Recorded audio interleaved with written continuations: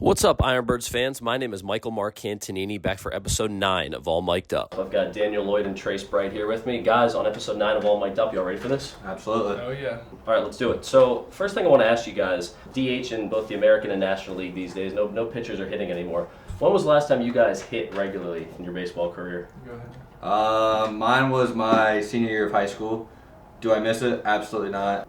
Do I love taking, shagging BP and all that? Yeah, absolutely. Okay. Yeah, senior year of high school. Trace, how about you? Mine will be the same, high school. I definitely give Berto a hard time and ask to take some pitcher BP every now and then, but I wish I could hit sometimes, but, I'm happy to be on the mound, too. Yeah, so you miss it, you don't. Would I want to face him? No, I'm good. I'm good on that. Okay, so this will be a fun question to ask. So I want to know, if you guys had 10 plate appearances against high A-level pitching, the same competition you're throwing against, what would that stat line look like? Trace, how about you? I would hope I'd have a hit, but I don't know if that'd be the case. We faced some pretty good arms, so let's just hope we put some balls in play in that stat line. I don't know if a hit's in there, but maybe so. All right, David, I would agree with that statement right there. Okay. I'd say maybe one hit. I try to work a walk. Yeah, maybe one hit, maybe we'll walk, maybe even a hit by pitch. Okay. But that's about it. Okay. All right, so let's talk about some other sports that you guys played growing up. Now, Trace, I know you played football, and I know you played quarterback in high school, so tell me about the football days.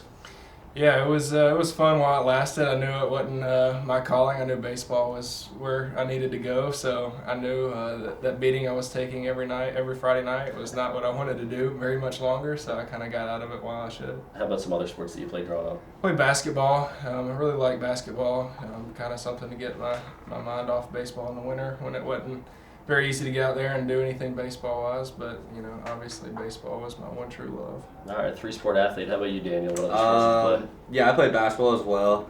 Kind of had a late growth spurt, so kind of just stuck with baseball for that. Played football. I actually swam, though, when I was real young, which is a big thing with me with my arm now, so yeah. I think it's a big thing. What strokes did you usually swim? My big thing was butterfly, but I did everything. But my butterfly was my best stroke. Okay, that's cool. You don't see a lot of baseball guys that swam back in the day. It was a while ago, but yeah. I like that. All right, so Daniel, you're from South Carolina. Trace, you're from Alabama. What sports teams did you guys support growing up? Let's stick with pro first, because I know college sports are huge in both your areas. I'm a little bit of an oddball here. I grew up a Baltimore sports fan, Baltimore Orioles and Ravens, so family in the area, which is kind of the connection to that. But, most people are Braves fans down in the South, but, I grew up an Orioles fan, so it was kind of a dream come true to get drafted by the Orioles. And what was that feeling like when you found out you were going to the O's? It was awesome. I kind of surprised my parents with it a little bit. I kind of made them wait and see it roll across the screen, but it was a dream come true for sure. How about you, Daniel? I was a big Braves fan. I grew up going to Braves games all the time with my family, so yeah, I was an Atlanta Braves fan. All right, how about other sports? Football, basketball, hockey, whatever? Football, I'm a big New Orleans Saints fan. Okay. I was a big Reggie Bush and Drew Brees fan, so I'm just sticking with them now. Hockey, I would guess the Hurricanes. Okay. That's about it. How about you, Trace? I'm a baseball, football guy, so with the Ravens, right around here, grew up a Ravens fan. Got to watch them win a Super Bowl down in New Orleans, but other than that, there's not much other sports around us in the South, so kind of just stick to those two. All right, so let's go back to talking about where you guys are from. In Alabama for you, Trace, and South Carolina for you, Daniel. So I'm going to take you down memory lane with your hometowns or your home cities, maybe even just a big city near your hometown. So if you had to give somebody a tour of your hometown or home city, what would that tour consist of? I'll make it a little easier for you guys. So 2 food stops, 1 sports-related stop, and 1 non-sports-related stop. What do you guys got for me? Ooh, 2 food spots. I mean, you can't go wrong with anywhere in Charleston with seafood places. I would say anywhere seafood place. 2 spots, can't think of that in my head, but anywhere seafood, oysters are always great there. And then a sports event, I would either say the minor league Charleston River Dogs. Yeah, that's probably about it. Okay. All right. I mean, that's enough. That can fill a day. How about you, Trace? We have some good sushi spots back home, and then we also have some good barbecue. So those are kind of my 2 food stops. But then, also we have the Rays AA team, the Montgomery Biscuits in town. So I grew up going to some games there. It's a fun time to go to. How about non-sports related stuff? Anything fun to do down there?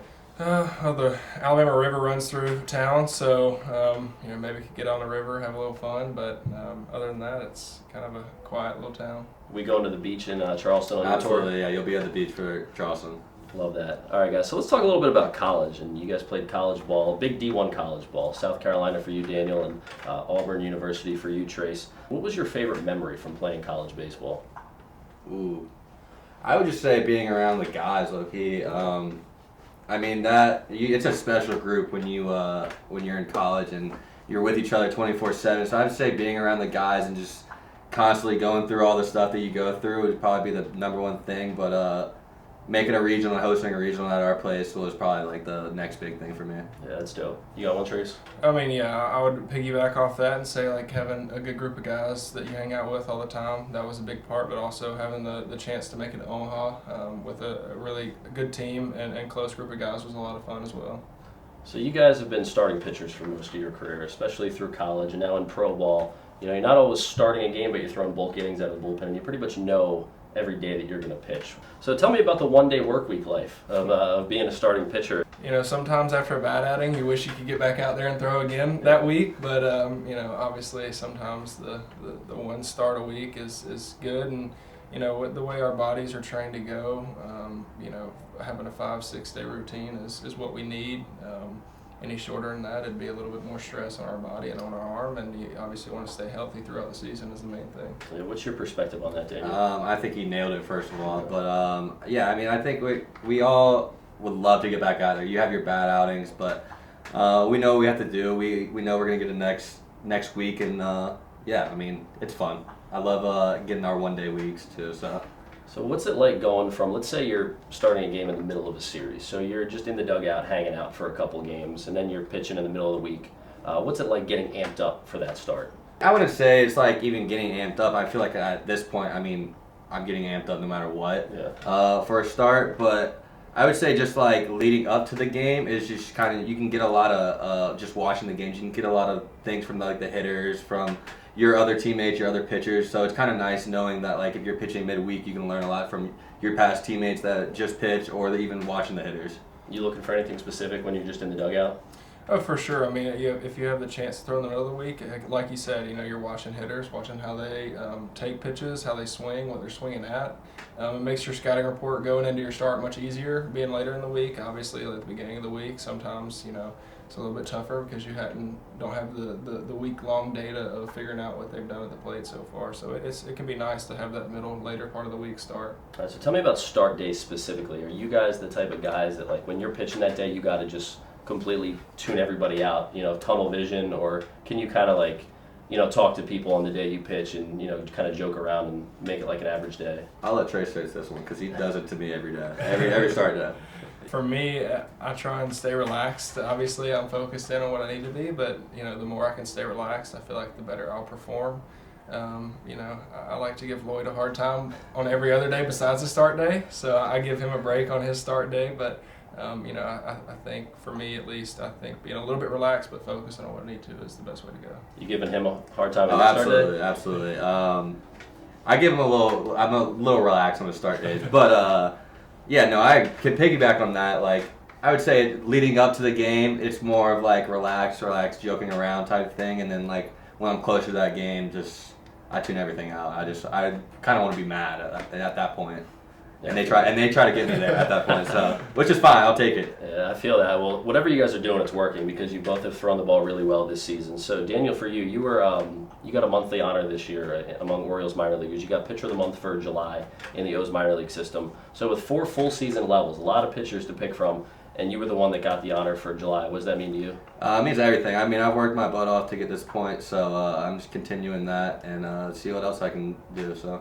Yeah, that was exciting. For you, Trace, you've been all season among the league leaders in strikeouts in not only the South Atlantic League, but among all Orioles minor leaguers. And again, you know, you got 4 full season affiliates, a lot of pitchers on every staff, and you're to the top of the list in both of those categories. How's that feel to you? It's a great feeling. You know, obviously, strikeouts mean you're doing something right, but obviously you don't try and go for it. Sometimes it ends up happening.